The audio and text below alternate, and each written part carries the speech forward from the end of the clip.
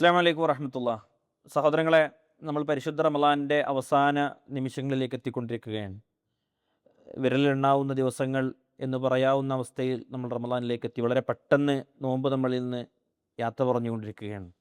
ഇതുപോലെയുള്ളൊരു ദിവസം, ഒരു സമയത്ത് വിശാലമായ ഇസ്ലാമിക സാമ്രാജ്യത്തിൻ്റെ അന്നത്തെ ഭരണാധികാരിയായിരുന്ന മഹാനായ ഖലീഫ ഉമർ ബിൻ അബ്ദുൽ അസീസ് റഹ്മത്തുള്ളാഹി അലൈഹി തൻ്റെ പ്രജകൾക്ക് വ്യത്യസ്ത അംസാറുകളിലേക്ക്, പട്ടണങ്ങളിലേക്ക് അദ്ദേഹം എഴുതിയ എഴുത്ത് ഇങ്ങനെയായിരുന്നു: യഅ്മുറുഹും ബിഖത്മി ഷഹ്രി റമളാൻ ബിൽ ഇസ്തിഗ്ഫാരി വസ്സദഖ.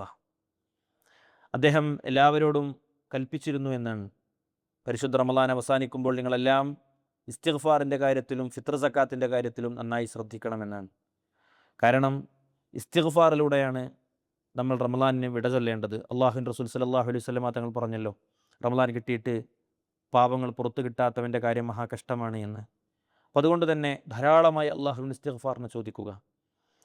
നമ്മുടെ നോമ്പിൽ എന്തെങ്കിലും കുറവുകൾ സംഭവിച്ചിട്ടുണ്ട് എങ്കിൽ അത് ഫിത്ർ സക്കാത്ത് കൊണ്ട് നമുക്ക് പരിഹരിക്കപ്പെടും ഇൻഷാ അള്ളാഹ്.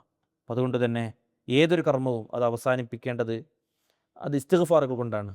നമസ്കാരം അവസാനിച്ച ഉടനെ നമ്മൾ അള്ളാഹുവിന് അസ്തഗ്ഫിറുല്ലാ എന്നാണ് പറയുന്നത്. അതുകൊണ്ട് ഇസ്തിഗ്ഫാറുകൾ ധാരാളമാക്കാൻ ഈ ദിനരാത്രങ്ങളിൽ നമ്മൾ ശ്രമിക്കുക. അല്ലാഹുമ്മ ഇന്നക അഫൂവുൻ തുഹിബ്ബുൽ അഫ്വ ഫഅഫു അന്നി.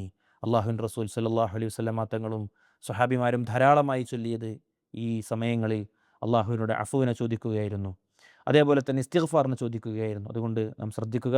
അള്ളാഹു അനുഗ്രഹിക്കുമാറാവട്ടെ. അസ്സലാമു അലൈക്കും വറഹ്മത്തുള്ളാഹി.